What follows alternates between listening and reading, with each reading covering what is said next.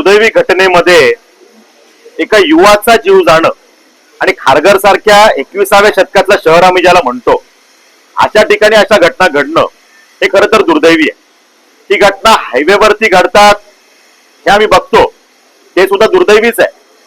पण अंतर्गत शहरामध्ये डंपर सारख्या मोठ्या हेवी ड्युटी व्हेकलच्या सगळ्या घटनांमुळे, धडकेमुळे म्हणा किंवा त्या व्हेकल तिथे जात असताना जे काही ट्रॅफिक कंजेशन झालं त्याच्यामुळे या ज्या काही घटना घडल्या या खरं तर दुर्दैवी आहे. आणि त्यामध्ये आमच्या एका युवा सहकार्याला, जो वकील होता, त्याला जीव गमवावा लागला. मला वाटतं की या घटनेकडे फक्त ऍक्सिडेंट म्हणून न बघता, ऍक्सिडेंट म्हणून याच्यावरती गुन्हे दाखल झाले, चालकाला अटक झाली, कारवाई झाली, पीसीआर झाला, एमसीआर झाला, त्या घटना घडतायत, त्या पुढच्या प्रक्रिया सुरू आहे. पण याच्याकडे फक्त ऍक्सिडेंट म्हणून न बघता या विषयाचं गांभीर्य समजून या घटना पुढे घडू नये आणि ही घटना आता घडू नये म्हणून प्रिव्हेंटिव्ह मेजर्स काय घेतले होते, या दोन अँगलनी आम्ही या विषयाकडे बघतोय. आणि त्यामुळे आज मी एसीपी आपले खारघरचे कदम साहेब त्यांच्या दालनामध्ये एक विशेष बैठक आयोजित केली होती. त्यामध्ये पोलीस डिपार्टमेंटचे सगळे अधिकारी, त्यामध्ये आरटीओचे संबंधित अधिकारी आणि ट्रॅफिक पोलीसचे सगळे अधिकारी यांना त्या ठिकाणी आमंत्रित केलं होतं. आणि त्यामुळे त्यांच्याशी जी काही चर्चा झाली त्यात प्रामुख्याने दोन मागण्या त्या ठिकाणी आम्ही केल्यात.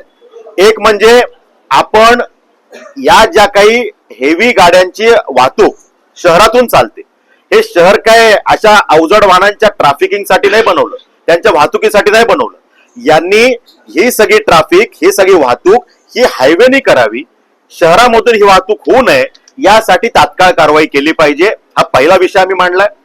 दुसरा विषय आम्ही मांडलाय की यामध्ये असं दिसतं की वरवर कारवाई जे काही घटनेत प्रत्यक्ष सहभागी आहेत त्यांच्यावर झालेली आहे, पण यात अप्रत्यक्षपणे सहभागी असणारी जी मंडळी आहेत, म्हणजे जो डंपर आहे त्या डंपरचा मालक कोण आहे, तो अशाच प्रकारच्या डंपरच्या माध्यमातून एक्स्ट्रा ओव्हरवेट म्हणजे जेवढी कॅपॅसिटी त्यापेक्षा जास्त मटेरियल टाकून वाहतूक करतो का, तो नेहमी हेच करतो का, त्याची मोडस ऑपरेंडी काय आहे हे चेक करणं गरजेचं आहे.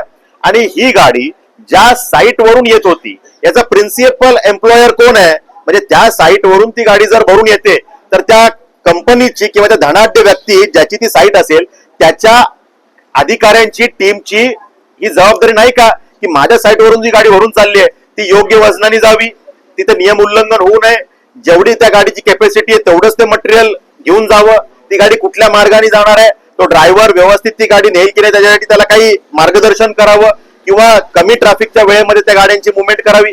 यासाठी त्या प्रिन्सिपल एम्प्लॉयर कंपनीने सुद्धा, म्हणजे जी साईट ज्यांची आहे त्यांनी सुद्धा काही गाईडलाईन सेट करणं गरजेचं असतं, त्या सुद्धा झालेलं दिसत नाही. त्यामुळे त्यांना सुद्धा या गुन्ह्यामध्ये त्यांना सुद्धा त्यांची नोंद केली गेली पाहिजे, त्यांच्यावर गुन्हा दाखल केला गेला पाहिजे, ही सुद्धा मागणी आपण केलेली आहे.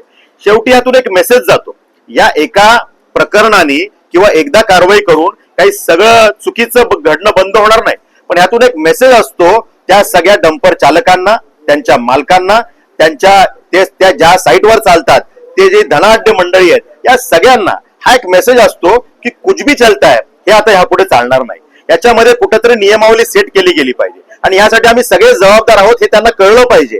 नाहीतर गुन्हा घडल्यानंतर तो बघेल, गुन्हा घडल्यानंतर ही माझी जबाबदारी नाही किंवा माझ्या साईटवरून तर गाडी गेली होती ते पुढे घडलं त्याला मी काय करू, तुझ्या साईटवरून गाडी गेली होती तर जाण्यापूर्वीच तू चेक का नाही केलं, हा विषय महत्वाचा आहे. आणि त्यामुळे त्यात ज्यांच्या चुका आहेत त्यांच्या जबाबदाऱ्या निश्चित करून त्यांच्यावर गुन्हे दाखल करणं गरजेचं आहे, हे त्या ठिकाणी आम्ही सांगितलंय. त्या ठिकाणी कदम साहेबांनी हा विषय पॉझिटिव्हली घेतलाय आणि ह्या सगळ्या घटना घडेपर्यंत आम्ही त्या ठिकाणी सांगितलं की शहरातली अवजड वाहतुकीची ही सगळी ट्रॅफिकिंग बंद व्हायला पाहिजे. या विषयामध्ये ती साईट जी चालू होती तिथे दगड उत्खनन चालू आहे, त्याला परमिशन्स आहेत का, तिथे एन्व्हायरमेंटल क्लिअरन्सच्या परमिशन्स आहेत का, त्या ठिकाणी लागणाऱ्या प्लास्टिकच्या परमिशन्स आहेत का, या सगळ्या परमिशन्स आहेत का, या सुद्धा पोलिसांनी चेक केल्या पाहिजे. आम्ही महसूलच्या यंत्रणेला सांगू, तहसील आणि प्रांत साहेबांना सांगू की ते चेक करा, त्या गोष्टी घडतील. पण तोपर्यंत प्रामुख्याने हे विषय अवजड गाड्यांची वाहतूक शहरातून थांबली पाहिजे. भरधाव वेगाने गाड्या धावतात, ड्रायव्हरकडे लायसन्स आहे की नाही माहित नाही, कुठले तरी ड्रायव्हर आणून बसवले जातात, ते बऱ्याच वेळा ड्रंक अँड ड्राईव्ह असल्याचं निदर्शनास येतं. त्यामुळे ह्याला वाली कोण आहे, शेवटी एखादा जीव गेला तर तो जीव परत येत नसतो. आणि त्यामुळे या विषयामध्ये कडक कारवाईचे निर्देश देण्यासाठी आम्ही मागणी केली आहे, तसं पत्र मी त्यांना दिलंय. मी आता अजून एक कडक पत्र ह्या विषयात देतोय आणि येत्या अधिवेशनात सुद्धा या विषयामध्ये जर का कारवाई व्यवस्थित झाली नाही तर हा विषय मला उपस्थित करावा लागला तर तो मी करेन. नवी मुंबई व रायगड जिल्ह्यातील ताज्या बातम्या आणि घडामोडींसाठी सबस्क्राईब करा वादळवारा लाईव्ह चॅनल आणि दाबा बेल आयकन.